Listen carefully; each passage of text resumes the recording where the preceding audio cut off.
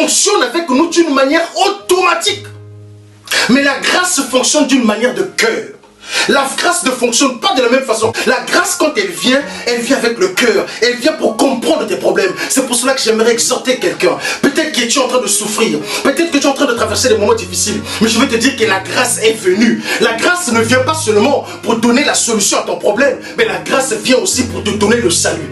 Dis avec moi un bon amen. La loi a été donnée par Moïse, mais la grâce est venue. Vous savez, la loi n'a pas donné à Israël un père. La loi a donné à Israël un Dieu. Mais nous, la grâce, oh là là. Jésus-Christ est celui qui est venu démystifier le Père. Il est celui qui est venu nous montrer qui est le Père. Le Père du fils prodigue était dehors en train d'attendre le fils. C'est comme s'il disait, ah, mon fils a pris tous ses biens, il est parti. Je ne sais pas qu'est-ce qu'il est devenu. C'est la nature que le Père attend de toi. Le Père est dehors en train de t'attendre, toi qui t'es éloigné de lui.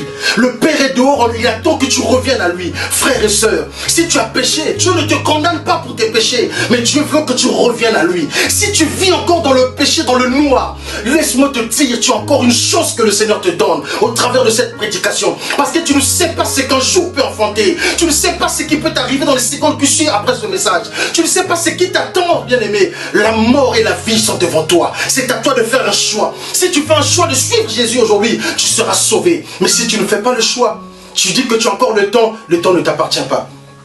Le père du fils prodigue était dehors. Quand le fils il revient, il commence à parler, il dit, Père, je ne suis pas digne que tu me considères. Le père n'a pas même pas eu le temps d'entendre ces choses-là. Le père directement il a commencé. Il dit, donnez une nouvelle robe. Ça c'est la grâce.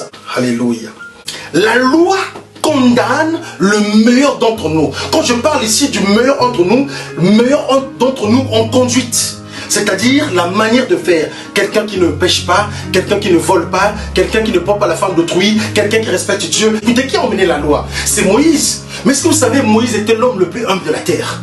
Là, c'est pas moi qui le dis, c'est la Bible qui le dit. Il était l'homme le plus humble. Et cet homme, il était tellement, il écoutait. Il a pris un risque un jour en disant à Dieu, si tu tues ce peuple-là, efface mon nom de l'idole. Mais lui qui a ramené la loi, et cette loi l'a condamné. Bon, si lui qui était juste, qui a ramené la loi l'a condamné, alors combien plus forte toi et moi? Ce qui est bien, c'est que le pire d'entre nous est justifié par la grâce. Écoutez, le voleur qui était à la croix, c'est un voleur, un brigand, mais il a été justifié par la grâce à la dernière minute. Écoutez, je ne suis pas en train d'encourager le péché. Non! Qui t'a dit que la grâce pousse les gens à pécher? La grâce ne peut pas te pousser à pécher. C'est comme quelqu'un qui tombe dans l'eau, qui sort de l'eau, et il dit que non, je ne suis pas mouillé. Non! Une fois que tu as vécu la grâce, tu ne peux plus me dire que non, vivre dans le péché. Non! C'est que tu n'as pas reçu la grâce. Frère, nous jouons avec ces deux mots-là, la loi et la grâce. Si tu as reçu la grâce, tu ne peux plus vivre comme quelqu'un qui était dans la loi. La loi nous donne le portrait de l'homme idéal. L'homme qui veut tout faire par ses efforts, mais on ne te montre pas comment tu dois faire. C'est ça la loi. Le portrait d'un homme idéal, quelqu'un qui veut être parfait. Mais on ne te donne pas les stratégies, les manières pour arriver à la perfection. Ça, c'est la grâce qui le fait. Alléluia. Regardez Zachée. J'aime l'histoire de Zachée. J'aime ça. Pourquoi j'aime ça? Parce que je me dis que Zachée, c'est son cœur qui voulait connaître Jésus. Frère, je t'exhorte à connaître Jésus.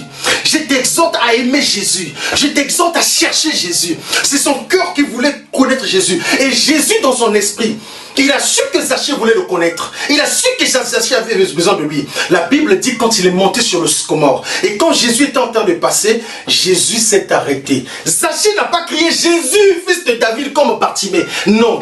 Quand Jésus est arrivé à l'endroit où était Zachée sur le sycomore, Jésus s'est arrêté. Pourquoi? Parce que Jésus, dans son esprit, il avait senti qu'il y a quelqu'un qui le désirait. Frère, j'ai compris que dans la vie d'un enfant de Dieu, il y a un jour que Dieu a fixé toujours.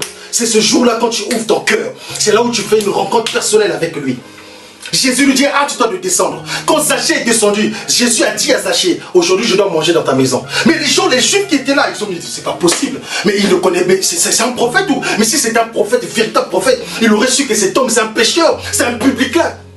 Les gens qui nous accusent, c'est la loi, les gens de la loi. Mais Jésus est parti dans la maison de Zachée. Et quand Jésus rentre dans la maison de Zachée, la Bible dit, Zachée commence à dire à Jésus, si j'ai fait tort aux gens que j'ai escroqués, je les ai pris de l'argent, je veux rembourser le quadruple. Écoutez, il dépasse même la loi de Jésus, la loi de Moïse. Parce que la loi de Moïse disait que quand tu le commettais, il faut rembourser le double. Mais écoutez, Jésus n'a pas dit à Zachée, comme tu as fait cela, c'est bien de rembourser le quadruple. Non! Mais regardez l'attitude de Jésus, la réaction de Jésus. Aujourd'hui, le salut est rentré dans cette maison. Vous savez, quand tu aimes Dieu, quand là où tu es, tu peux ressentir dans ton cœur de faire le bien. Faites le bien autant que vous le pouvez. Faites le bien à ceux que vous pouvez. Vous ne savez pas ce que Dieu vous donnera en retour. Si tu sens dans ton cœur que tu veux faire un bien, fais-le pour la gloire de Dieu. Mais ne fais pas pour que ta main gauche puisse trahir la main droite. Non, fais-le pour ton Dieu. Alléluia. Regardez la révélation. Il dit, le salut est rentré dans cette maison. Non pas parce qu'il a donné le quadruple, non pas parce qu'il a été bon, non pas parce qu'il... Non, c'est parce que celui-ci est aussi un fils d'Abraham. Mais c'est quoi le fils d'Abraham? Oh, Jésus touche une dispensation. Alléluia. Parce qu'Abraham n'est pas apparu dans la dispensation de la loi. Oh, Abraham a vécu au-delà de la dispensation de la promesse. Que dit la promesse? Abraham a vécu par la foi. Et la Bible dit quoi? Que nous sommes justifiés par la grâce au moyen de la foi. Ça veut dire que la dispensation d'Abraham, la dispensation de la foi, c'est ça qui emmène la grâce. Nous sommes dans la dispensation de la grâce. La Bible dit quoi? L'aiguillon de la mort, c'est quoi? C'est le péché. Et la force du péché, c'est quoi?